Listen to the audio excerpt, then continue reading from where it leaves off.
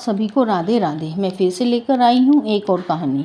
उम्मीद करती हूँ ये सारी कहानियाँ आप सभी को अच्छी लगती होंगी ज़रूर, तभी तो आप इतने ध्यान से और प्यार से सुनते हैं। आप सभी के प्यार के लिए बहुत बहुत धन्यवाद। यह कहानी एक लड़की की है जिसका नाम उर्मिला है। उर्मिला के पति कई सालों पहले गुजर चुके थे।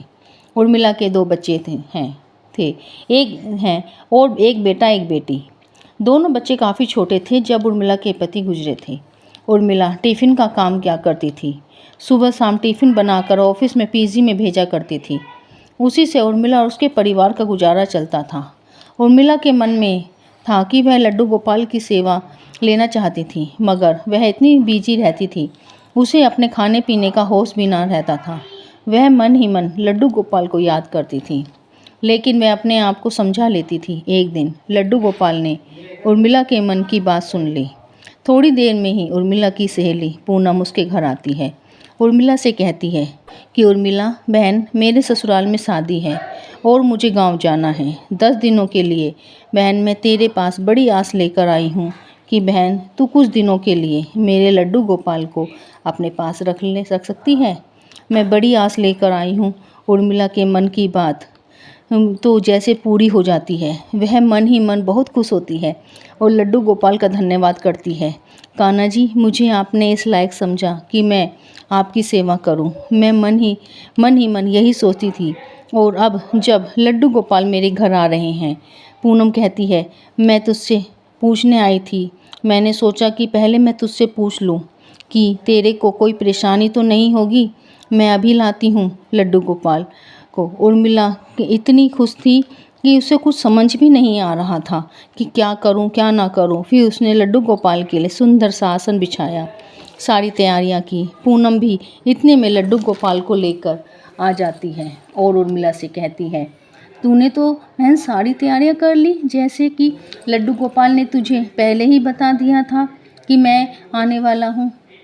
उर्मिला, तूने तो बहुत सुंदर आसन लगा रखा है और भोग के लिए छोटे छोटे सुंदर सुंदर बर्तन भी ले आई है। तो उर्मिला कहती है, मैं बाजार गई थी, मुझे अच्छे लगे तो मैं लेकर आ गई। पूनम लड्डू गोपाल को उर्मिला के हाथों में देती है। पूनम का भी मन नहीं था कि कान्हा जी को ऐसे छोड़कर जाऊं। पूनम के भी आंखों में आंसू आ गए थे। इधर उर्मिला की आंखों से भी आंसू झरझर बह रहे थे। पूनम पूछती है, तू रो क्यों रही है। उर्मिला कहती है कि जिसके लिए इतने सालों से मन तड़प रहा था, आज वो मेरे हाथों में है, मेरे पास है, इसीलिए मन भर आया। उर्मिला लड्डू गोपाल के चरणों को अपने मस्तक पर लगाकर मंदिर में विराजमान कराती है और उर्मिला पूनम से कहती है कि मैं लड्डू गोपाल का ध्यान अपने बच्चों से भी ज़्यादा रखूँगी।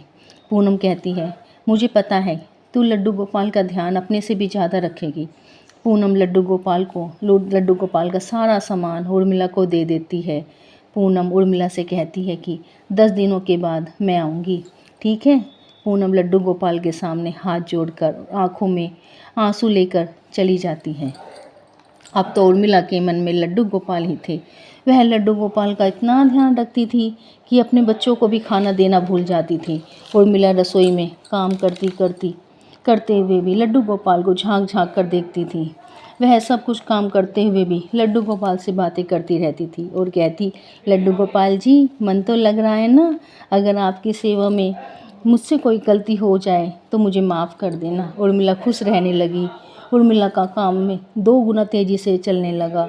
उर्मिला के घर में खुशियाँ ही खुशियाँ थीं, मगर एक डर उसके मन में हर वक्त रहता था कि पूनम 10 दिनों के बाद आकर लड्डू गोपाल को ले जाएगी। बस यही सोचकर उदास हो जाती। फिर कहती कि जैसी लड्डू गोपाल की मर्जी। उर्मिला कहती, जितने दिन लड्डू गोपाल हैं उतने दिन तो खुश रहूं। फिर एक दिन उर्मिला को पूनम का फ़ोन आता है। पूनम कहती है, उर्मिला बहन, शादी बहुत अच्छे से हो गई है। मैं शाम को तेरे घर लड्डू गोपाल को लेने आ रही हूँ। उर्मिला कहती है, अरे अरे अरे सुन तो, अभी मत आना, 2-3 दिन रुक जाना। पूनम कहती है, क्यों, क्या बात है। उर्मिला कुछ बहाना बना देती है। पूनम कहती है, ठीक है, 2-3 दिन के बाद आऊँगी। उर्मिला कहती है, ठीक है। उर्मिला लड्डू गोपाल को गले लगाकर कहती है, मैंने बोला मैंने झूठ बोला, मुझे माफ़ करना, मैं तुमसे दूर नहीं रह सकती। 2-3 दिन के बाद पूनम उर्मिला के घर जाती है। बहन मेरा लड्डू गोपाल दे दे। उर्मिला कहती है, आज ही ले जाएगी लड्डू गोपाल को? पूनम कहती है, हाँ इसलिए तो आई हूँ।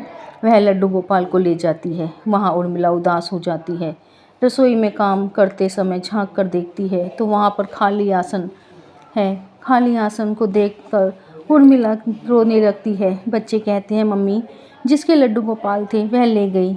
मम्मी ऐसा करना कि आप पूनम मौसी के घर जाकर लड्डू गोपाल से मिलाना, बहुत सारी चीज़ें ले जाना, फ़ोन पर लड्डू गोपाल का हालचाल पूछ लेना। ठीक है। उर्मिला अपने बच्चों को गले लगा लेती है। दूसरे दिन सारा काम करके नहा धोकर उर्मिला थोड़ी देर लेट जाती है। उसे सपने में लड्डू गोपाल दिखते हैं और उर्मिला को अपना हाथ देते हैं। उर्मिला लड्डू गोपाल का हाथ पकड़ लेती है।